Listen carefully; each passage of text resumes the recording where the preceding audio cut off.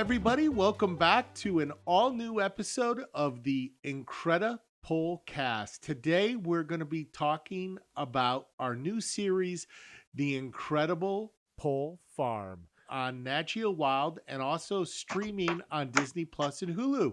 Today, I'm joined by my beautiful wife, Beth Pol. Say hello, Beth. Hi, everyone. And also, we're going to be joined today by special guests, Dr. and Mrs. Jan Pol. Hello, guys. All right. Well, very exciting. We'll jump right into it. We are going to be talking about episodes 11 and 12. And I think this is the time of year that we all kind of dread. It is the end of fall transitioning into winter, and it's one of the busiest times on the farm when you're running around trying to get things done. I just want to... And you never get it done on time, right, Charles? You never get it done. That's true. You never can get it done all done on time, but I think we did a pretty good job this year.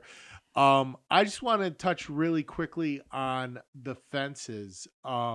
So we spent a lot of time working on the fences, but actually we had to go and do the fall maintenance on fences. And I just wondered, Dad, is that something that we can expect to do every year, fall maintenance on fences, making sure that no metal is touching the wires, that the weeds haven't grown up too much, that it's just not fall. You got to do that every so often, Charles, for the simple reason that these animals will try to get through the fence until they get an electric hook. The biggest problem is cows, horses, and sheep. Sheep do not stop for an electric fence, so that's why you have the woven wire on the other side to keep them out.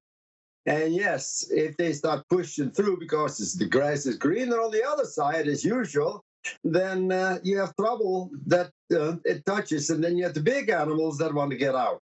We always had trouble between having the sheep and the goats and the pigs all in the same pen because the sheep, like he said, the electric fence didn't hold them back at all. So we had lots of times that we were all out chasing animals. And don't the pigs dig?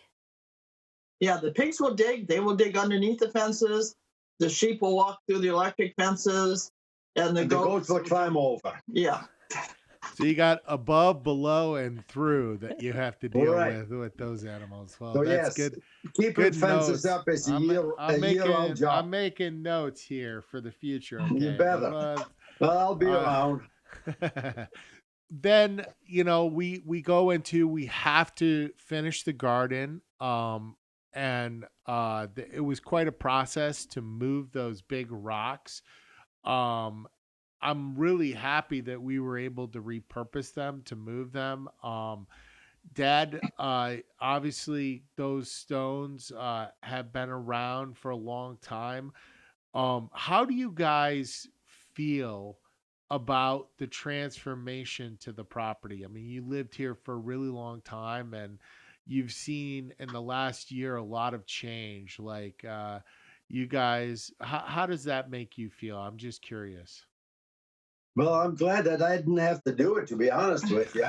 It's kind of hard carrying those rocks. Yeah. But yes, it looks good, especially the outside garden. I think that is a fantastic job. Yes, that looks very nice.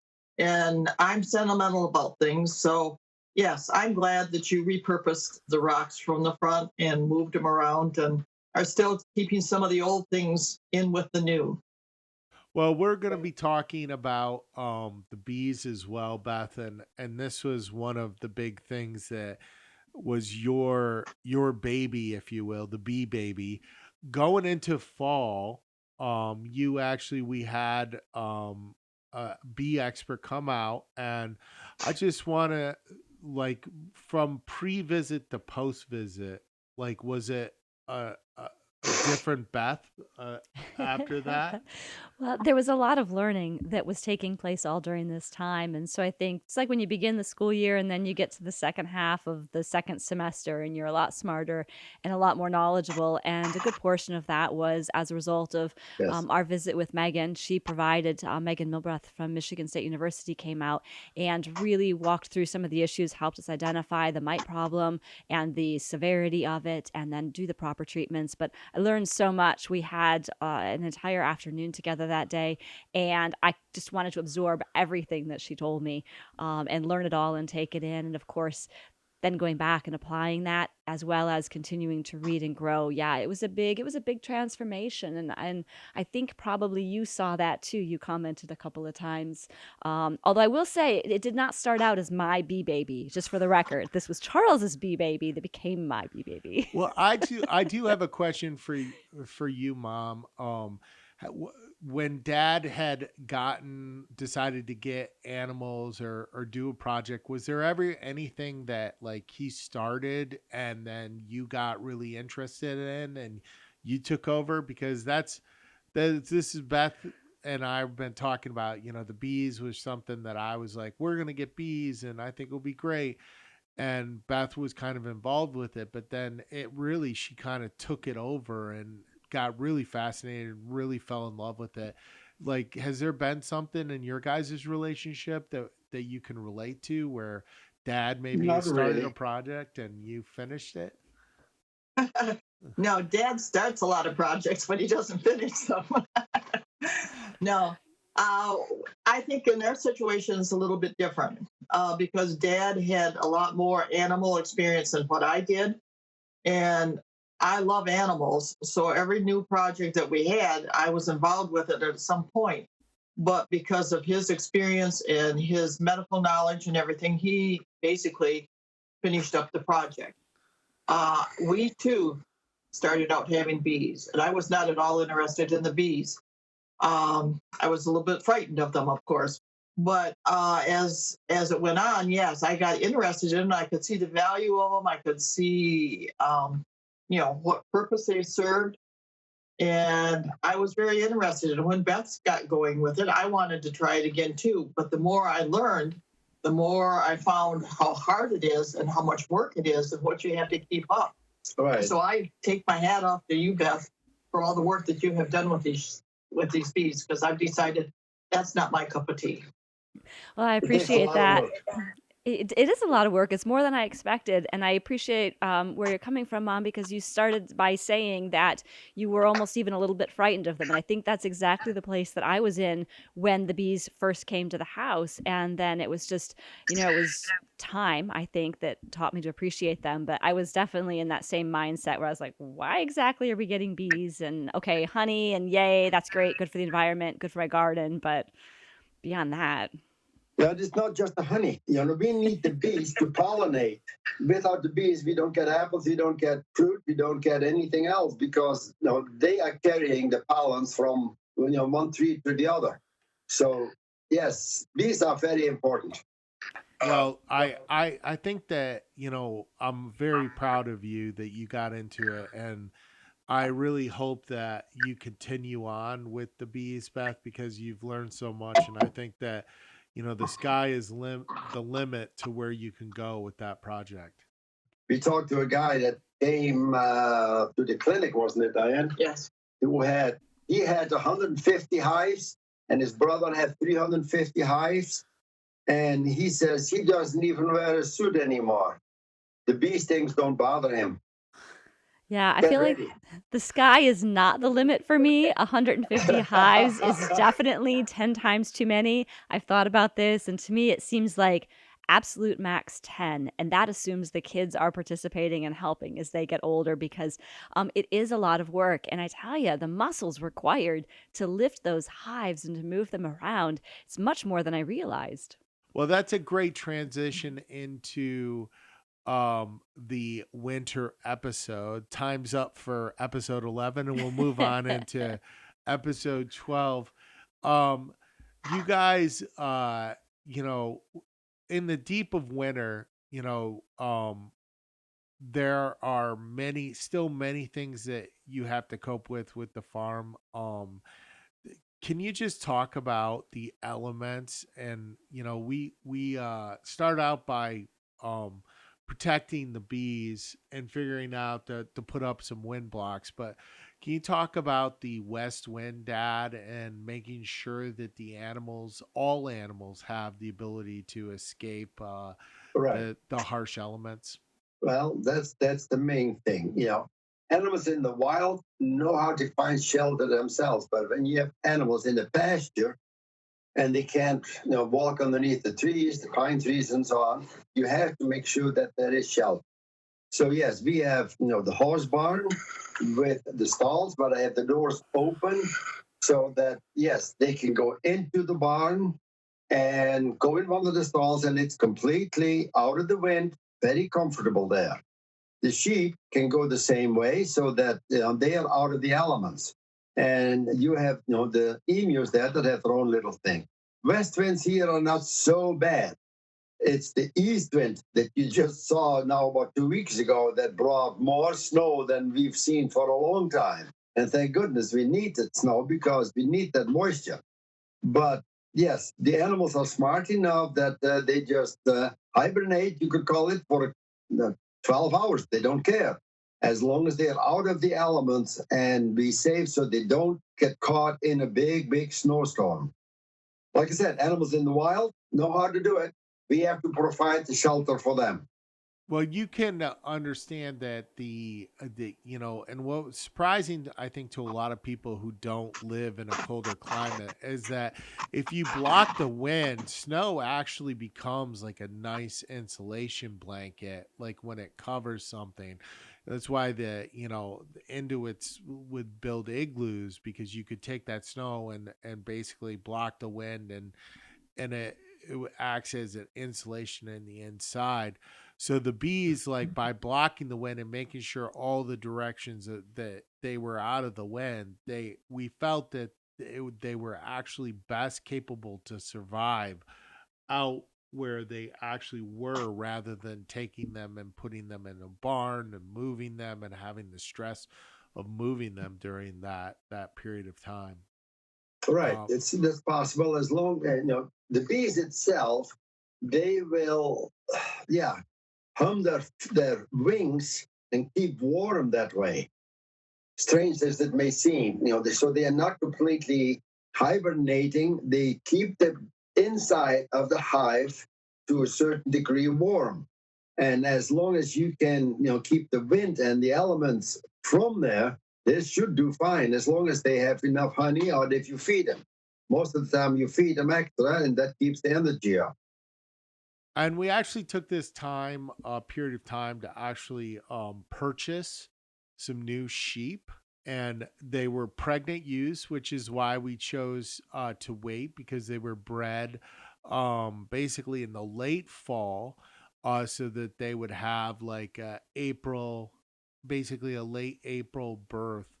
um that Is it common to breed sheep to have that March April birthing? And like, can you talk about the challenge of breeders keeping the rams like separate from the sheep, so that you make sure that you turn them out and you have an idea of when the animals are going to give birth? Well, that all depends too, because now we already have a lot of sheep owners that now are getting lambs, so that they are ready, to go to slaughter or to the market at the end of the year. Most of the time, if nature does it itself, these animals are bred in the fall and then have the lambs in the spring, because that's when there is plenty of grass again. So that's nature. Sometimes we can do something about it if you can feed them extra, but otherwise for us and for you would be by far the easiest, to have the lambs after the snow is gone. And it's actually allows the lambs to do better. Like, you don't have to worry, because when you breed them earlier in the fall and they have like a February birth or January birth, you really have to watch those lambs being born and the worry Yes. about them freezing, right? Yeah. See, they have to be inside. They have to have heat lamps and all that in order to stay warm, because when they're born, they don't have a thick layer of wool to keep warm. So yeah, they need to have it from the milk to stay warm, have lots of energy, and heat lamps many times. Do you still remember, Mom, when you guys got sheep for the first time? And like, I mean, we were pretty young in the early '80s when you guys decided to add sheep to the flock. Were there any surprises for you bringing sheep to the house and working with sheep at the beginning? I don't know if I would call it surprises, but yes, yeah, we always enjoyed working with the sheep. It started out basically because you kids were all going to be going to 4-H and you needed a livestock project, and that was one of the easiest ones for us. But we got very attached to the sheep. They were a very important part of our life. And I think one of the nicest things that I remember about the sheep was when there was an orphan sheep, or the mother wouldn't accept it, which sometimes that happens. She just doesn't want to let the little one nurse, and you have to bottle feed that lamb. And it's such an amazing thing to bottle feed this little lamb. They know exactly when it's time to eat, they know exactly where to go, they know exactly when they want it, and they want it now. But you develop this real relationship with them. So, you know, They get very tame, you yeah, mean? Yes. yeah, sheep are, people are compared to sheep. They are a flock animal. They want to be with other sheep, and they follow the flock, but they can have a very sweet individual relationship with you too. They can get very tame. Do you remember, actually I have these vivid memories of you taking Kathy and I, my sister and I, for a ride on the back of the sheep, that you would actually let us get up on their back and like a horse go around the yard. Do you remember that? And like, well, how Yes, did that yes, I start? remember that. Yes, Yeah. that was a lot of fun. That was your little. We didn't have horses right at that time, and so that was your horse to get to ride on. Usually it was the ram. And How did that start? How did you decide to, like, just one day you're like, oh, let's see if the ram will let Just him fun. ride on the back? I think it just kind of came up, and most likely it was your idea. You were always the one that was pushing for something different and pushing all the buttons. So you probably hopped on, and everybody else said, "Hey, yeah, I want to do that too." Honestly, before having had sheep, I would have said, "Oh, that poor sheep, they're heavy. The kids are heavy. They're going to hurt its back." Now I understand how strong those sheep are, and like, it is definitely Aha. not a problem. I can't remember what we would ride, but I just remember they like being pretty easy. You just grab the wool and like you could hang on, and the sheep was happy to wander the yard and eat the grass. I'm looking forward to doing that. We have to wait. Maybe Princess You're Leia. I too don't big, know. Charles. You're too No, big no, now. with our kids. I'm saying I'm looking forward to yeah, they might not be able to handle my weight. So we actually chose to get Marinos. Beth, you were pretty instrumental in that decision of getting Marinos. Like, what was it about the Merino sheep that attracted you when we're looking at the different breeds? Yeah, I think that most of the farm is fascinating to me because you can do things with what you're doing with the farm. And so the bees allow you to have honey. The garden, you have produce for your kitchen and for your family to eat. And so to me, the sheep are sort of a natural extension of that. But the Suffolk wool, while nice, is not as desirable as the merino wool. And so as I got looking into the different sheep options that are out there, there are some that are easier to handle, some are easier birthers, more likely to be better mothers. Some kind of walk the line of both meat sheep and wool sheep. And the Marinos sort of fit those kind of key criteria about accepting their babies and generally being good moms and generally being easy to work with. And then, of course, the value of the wool, which was really exciting because I can hopefully have some good craft projects with my wool. Another project. You got to clean it first, Beth. I You do gotta, have to that's clean the it first. It's we have to true. actually have to get it off in one piece. So, Dad, is it fairly common for certain breeds of sheep to be have a higher percentage of rejecting their lambs, or is it really a sheep to sheep I basis? don't really think that, I've never heard of different breeds being better mothers than others. It all depends how many. Many times, if they have more than two, they will push the third one away because those animals know how much milk they can produce. So when you have triplets or quadruplets, many times you end up with two bottle babies. But most of the time, they are good mothers. And like I said, there's a lot of different breeds, but I've never had the really where one breed is a better mother than the other. This is another thing. If you have chance where they birth the lambs by themselves, so that there's immediately a bond, it's a lot better than when you have them in the pasture running with all the others, and sometimes another you will, hey, I want this baby, this lamb, and then they start fighting over it, and then you have trouble. So the main thing is to have them, birthing by themselves, so there's the bond instantly. So this is a great transition because we actually had to create a birthing pen in our barn, and you suggested using pallets to create the fence, which worked really incredibly well. I'm just wondering, can you talk a little bit about the farming and that element of reusing items, because so often during this process we found the ability to take something that we found on the farm that was like kind of cast away or part, and then to be able to reincorporate that to become useful again. And it seems like something that's pretty common in farming and especially in livestock. Definitely. And the nice thing is with a pallet, you don't have to build the whole thing because the slats are small enough that the lambs cannot crawl through. If you have anything else, you got to make sure that the opening is small so the lambs cannot crawl through and get lost. That's why pellets come in so handy. And you just nail a couple together. A 4x4 place for a ewe and lamb is just perfect. That way they really can get used to each other very easily.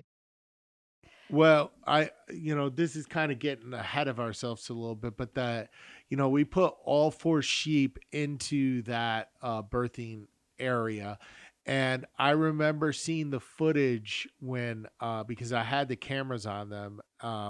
And I remember watching the footage of when the mama gave birth to our little baby. Um, the sheep, it was kind of amazing. All the other sheep were incredibly interested. I mean, the mama was definitely the mama, but the other sheep were very, very curious about the young one, and the young one was actually very curious about the other sheep too. And I felt that kind of very interesting. And as soon as that everybody was kind of up and walking and the mama had licked it off, it was kind of like up to the lamb to just, okay, come with me. I found that the behavior very interesting. Well, that's the herd animal. This is where they all come together to protect the young ones. You can actually sometimes have lambs that will bond with someone that's not their mother, correct?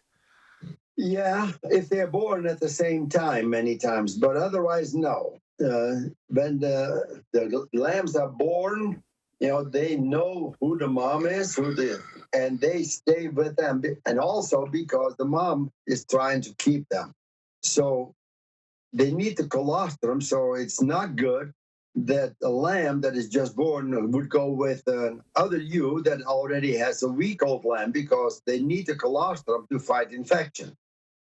And that only lasts a few days, And the right? last one is only 24 hours, basically. Maybe, in cows, I would say not more than 8 milkings. Okay. When you actually, so transitioning, the springtime is a time of expectation, getting ready for the animals to be giving birth. Beth, it was a little bit of a disappointment for you with the bees because we did end up losing a hive. Can you just reflect on your kind of how you felt about losing that hive? Yeah, it was extremely disappointing, and I was upset and saddened. It was really hard to open the hive up and see the bees that had passed away there, and that didn't make it through the winter. And I felt very responsible for that because I was their caretaker, and I had worked hard and was trying to do everything I could to set them up for success over the course of the winter. It was a very, very bittersweet moment. Oddly juxtaposed with my joy of seeing the hive that did survive. And so, on one hand, there was a pretty substantial low for me, but offset by the fact that there was some success in that one of those hives survived. And so yeah, it was kind of like a 50-50 Yeah. both experience for you, right? Yeah, it was. And I mean, there were a lot of takeaways for me. And having lost that hive, a lot to learn and to grow and to leverage from. But it was not the greatest event this spring, that's for sure. Right. This is why the big beekeepers take all their hives south for the winter, like many people do too, where it's nice and warm and they can keep going. Yeah. And it's challenging because unlike animals, mammals, it's easier to identify when there are issues or what it is that they need. Bees are Right. insects, and we just don't have the same connection with them that we have with animals that are mammals or that are reptiles, I suppose, that you spend more time with. And so it's harder to identify and know where they're at. And the bees, you kind of have to just do the best you can, get them set up. You tick all the boxes in terms of what should set them up for success, and then it's on them to be able to make it through. And obviously, there was something that I did wrong in that process, but I also recognize that that was not necessarily fully my fault either. There might have been something happening that I couldn't identify or that we didn't identify that may not have been able to be mitigated. So it's insects are more challenging, I'm finding. There's this idea of the superorganism, and like the each hive is its own superorganism, but Yeah. like amazingly, like the bees as themselves are like also a superorganism because every spring they you have to split the hive, that they split to multiply. And so even though we lost a hive, there was this idea that the superorganism, the bee as themselves on our property would, like, we would be able to replace the one that died out by having that hive split. So it's this kind of interesting element of that you almost had like a redo right away, waiting before you. Yeah, I mean, we had to. Splitting the hives wasn't an option. And so, in a way, it was very beneficial for the hive that we did not lose because we were able to utilize the honey from the hive that we lost and immediately give them a source of food and support them in a way that the spring season was not ready to do yet. And so that was really nice. And it's true, the superorganism is a really fascinating concept. Those bees, as they ball up for the winter, the ones on the outside are naturally dying. They're all kind of self sacrificing in order for the survival of the queen and those key bees that are going to be needed in the springtime. And then they morph throughout the course of the year. There's actually a winter bee, and you've got the same bee larva, but they all develop differently into what is needed based on the queen's hormonal demands, really, or what she sends out in terms of hormonal messaging. They're fascinating, and it's really not just survival of an individual or survival of the flock, but it's like the continuation um, of this creature, like perpetually. It's I find it quite fascinating. See Sorry. what I'm telling you? She really got into the bees. I mean, it's kind of her Yes, she thing. did. I got more to learn. I'm not done. Well, I'm glad that you really kind of took it on because, like, I mean, you schooled me there a little bit on that, some of those concepts, so that's nice. The last thing I want to talk about, and it's kind of fitting because it's the last element of the episode. I think there's this idea, especially with the merino sheep, because you're looking at pretty small sheep, respective. I mean, if you look at the Suffolk versus the Merino are only about half the size of the Suffolk. I think there's this idea that people have because they see kind of small animals that boy, they're going to be easy to catch and and hold, but they're not easy to catch. In fact, that they're quite hard to catch. They're quite fast. They're quite nimble, and they're actually quite strong for the per pound ratio. When you look at a lamb versus a human, pound for pound, I would say that lamb is much stronger. Would you agree, I Dad? was one of those people. I mean, I definitely was one of those people who was like, that looks really manageable. Not manageable. Especially when you put them into 3 acres. Yeah. You I can't. still remember when I was about 4 or 5 that we had to chase our sheep in the barn to have them sheared. And I was the shortest one in the circle of people. And suddenly the ram decided that I was small enough to jump over. And I saw that sheep go right over the top of me. So, yes, I know what they can do. The main thing is don't try to run after them. Every animal can run faster than us. Charles, remember when you played football and I told the guys to come out and try to catch those emus that we had? You Yeah. didn't even try it, you know. They can run so fast. So the main thing is quietly push them in the direction that you want and let them see like an open gate. So they think, oh, now we can escape. Sorry, now you're in a small pen and we can better catch you. But you have to also remember, like you said, they are a herd animal. And if you can get a couple of them headed in the right direction, the other ones will have a tendency to follow because they all want to stay together. They feel protected that way. That is a fascinating thing to watch. Yeah, The herd mentality at work. It's definitely easier if you just feed them. Like if you get them, if you can get a couple of times. My plan for next time is actually for a few weeks ahead of time, just start feeding them at a certain time of day, exactly where I want them to be, and just have them all come there because they're fed. And then when the day comes and you go out and you throw the feed, you just close that gate behind them and you're done, right? That's definitely the easiest way. That is by far the easiest and the less stressful on everybody. You're right. Dad, I wondered, growing up in the Netherlands, you haven't really talked about sheep before. You talked about the horses, you talked about the cows, but you just mentioned that you had sheep. How many did you have, and what kind were they? And did you eat them? Did you use the wool? We had Suffolk when the kids were young. And I think at one time we had probably about a dozen sheep, isn't it, Diane? Yeah, but she's talking about back in the Netherlands. Oh, the Netherlands.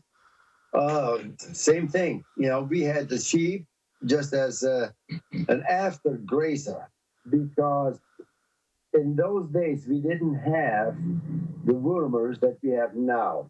So what we did, we rotated animals through the pasture so that, you know, the horse worms were eaten up by the cows and they didn't get the worms because they are host specific. Same thing with the sheep. So that, you know, we rotated the crop. Basically rotate crop and now rotate the animals through the pasture. And that cut down the parasite population, you could call it. And yeah, we usually have about a dozen sheep also. But the Netherlands does have a lot of sheep. They have. Oh yeah. They're very well known for all the sheep that they have, and they have different breeds than what we normally would see over here. There's a Dutch breed called the Texel that I've had my eye the on in Texel. the Mauritius. Yeah, I've been reading about It's a that big one. They look kind of fun. No, they're just huge. Actually, they're named after an island north of the Netherlands, and because the Waddenzee is very shallow and there's grass, so when it's low tide, they turn those sheep out on that grass so they can eat it. And so they go back and forth all the time. But that island had the sheep for that purpose, and yeah, they were big sheep. Wow, nice. That's a great story. All right. Makes well, me think. twice about More- Texels and Well, how they more might to work. look forward to. Thank you guys for joining us today. This was a great conversation that we got to have. A lot of interesting knowledge. I want to thank Mom and Dad for joining us, taking a little time out of your day. Beth, as Anytime, always, Charles. Beth, it's great having you guys here. You can join us again next week where we'll be wrapping out the final 2 episodes of the Incredible Pol Farms.